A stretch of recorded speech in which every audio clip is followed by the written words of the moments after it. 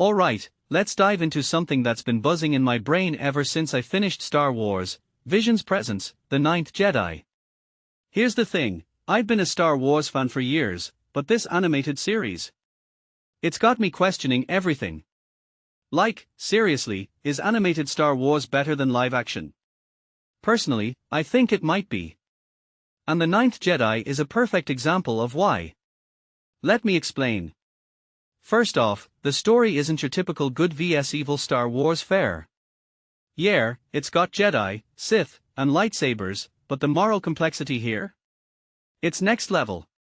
Lar Kara, our protagonist, isn't just some wide-eyed Padawan. She's flawed, conflicted, and her journey feels raw. What makes this really interesting is how her character mirrors Nawam, the antagonist. Both are shaped by trauma, but they respond in completely different ways. Lar Kara struggles to stay on the light side, while Nawam fully embraces the darkness. It's like the story is asking, what if the line between hero and villain isn't just a line, but a blur?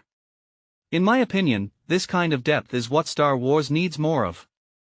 Now, let's talk about Lar Kara for a second. She's easily one of the most compelling characters I've seen in Star Wars in a long time. Her arc isn't just about becoming a Jedi, it's about grappling with her father's legacy, her own emotions, and the weight of her choices. What many people don't realize is how rare it is to see a Star Wars character so openly struggle with their ideals. She's not just a hero, she's a person. And that makes her journey feel real, messy, and utterly captivating. On the flip side, Nawam is the kind of villain that sticks with you. He's not just evil for the sake of it. His descent into darkness is rooted in a traumatic event from his past, and that makes him tragically human. One thing that immediately stands out is how the story doesn't shy away from his complexity. You're not supposed to like him, but you can't help but understand him. It raises a deeper question, can someone like Nawam ever be redeemed? Or is he too far gone? Personally, I think that ambiguity is what makes him such a fascinating character. Now, let's talk visuals. The animation in The Ninth Jedi is stunning. It's not just pretty, it's expressive. The way the characters move, the use of color, the fluidity of the lightsaber battles, it's all top-notch. A detail I find fascinating is how the animation enhances the emotional beats of the story. When Lar Kara is in turmoil, the visuals reflect that chaos. When Nawam is at his most menacing, the screen feels like it's closing in. It's not just animation, it's storytelling. But here's what really blew me away, the pacing. Yeah, the first half is slow. Like, really slow. But if you take a step back and think about it, that's kind of the point. The story is building tension, layering character development, and setting the stage for the explosive second half.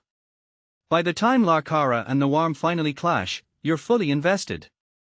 What this really suggests is that sometimes, a slower burn can lead to a more satisfying payoff. And let's not forget the music. Nobuko Toda and Kazuma Janucci's score is absolutely killer.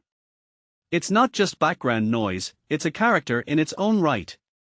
The way it swells during the lightsaber battles, or dips during the quieter moments, it adds this layer of emotion that elevates the entire experience. In my opinion, it's one of the best scores in Star Wars, period. So, where does this leave us? The Ninth Jedi isn't just a great Star Wars story, it's a great story, period. It's proof that when you unshackle the franchise from its core elements, you can create something truly unique. It's got heart, it's got action, it's got complexity, and it's got me itching for more.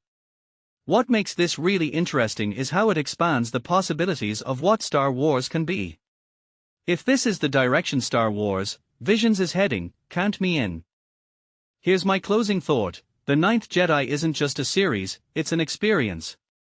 It's the kind of story that stays with you, that makes you think, and that leaves you wanting more. Personally, I think it's a must-watch, not just for Star Wars fans, but for anyone who loves a good, morally complex tale. So, what do you think? Is animated Star Wars the future? Let me know in the comments. May the Force be with you, always.